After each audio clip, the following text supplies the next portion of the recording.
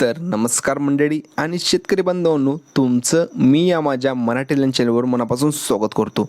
तर शेतकरी बांधवांनो, 2023 मध्ये खरीप हंगामातील सोयाबीन आणि कापूस यासाठी सरकारने आता अनुदान जाहीर करण्यात आलेले आहे। तर मंडळी त्यासाठी आता ई-केवायसी जे आहे ते करणे बंधनकारक ठरलेले आहे।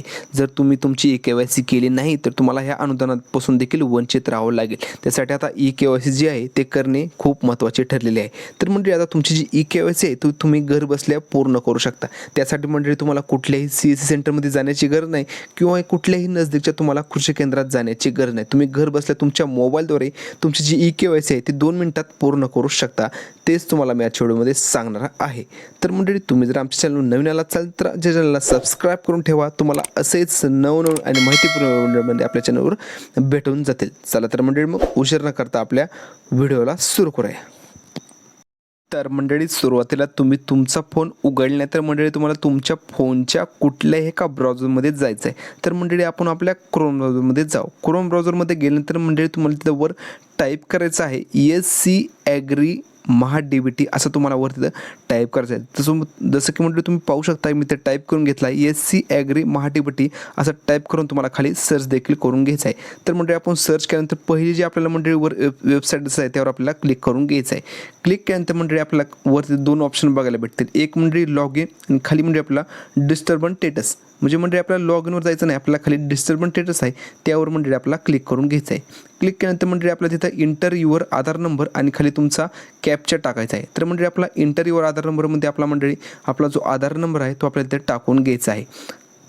तर मंडळी आपला आधार क्रमांक टाकून झाल्यानंतर मंडळी त्याच्याच खाली आपला इंटरव्ह्यूवर कॅप्चा तो एका बॉक्समध्ये आपल्याला मंडळी ते कॅप्चा दिसत आहे तोच कॅप्चा मंडळी आपल्याला पुढच्या बॉक्समध्ये देखील भरून घ्यायचा आहे। कॅप्चा भरल्यानंतर मंडळी खाली आपल्याला 2 ऑप्शन बघायला भेटतील, एक OTP आणि दुसरा मंडळी बायोमेट्रिक। तर मंडळी आता मोबाईलद्वारे आपल्याला बायोमेट्रिक तर करता येणार नाही मंडळी, आपण आपल्या मोबाईलद्वारे OTPद्वारे आपली ई-केवायसी पूर्ण करून घ्यायची आहे। त्यामुळे मंडळी आपल्याला OTP ऑप्शनवर क्लिक करून घ्यायचं आहे।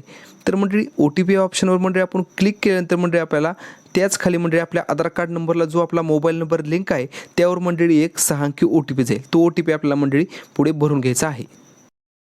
तर मंडळी OTP यायला थोडा वेळ देखील लागू शकतो पण OTP येईल। मंडळी OTP आल्यानंतर मंडळी तुम्हाला असा मेसेज देखील येईल की तुमच्या नंबरवर OTP टाकायला आहे।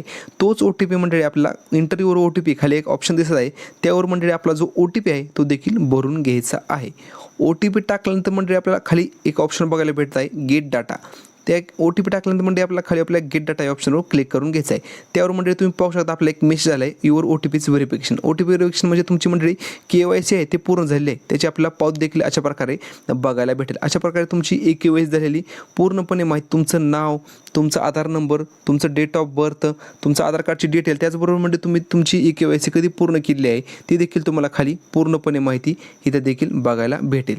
अशा प्रकारे मंडळी तुम्ही तुमच्या मोबाईलद्वारे तुमची जी ई-केवायसी आहे ते अशा प्रकारे पूर्ण करू शकता मंडळी, ते देखील घरी बसल्या। अशा प्रकारे मंडळी ज्यांची कोणाची ई-केवायसी राहिलेली आहे त्यांना देखील हा व्हिडिओ लवकरात लवकर शेअर करा, त्यांना देखील घर बसल्या त्यांची ई-केवायसी अशा प्रकारे पूर्ण होऊन जाईल। तर धन्यवाद मंडळी।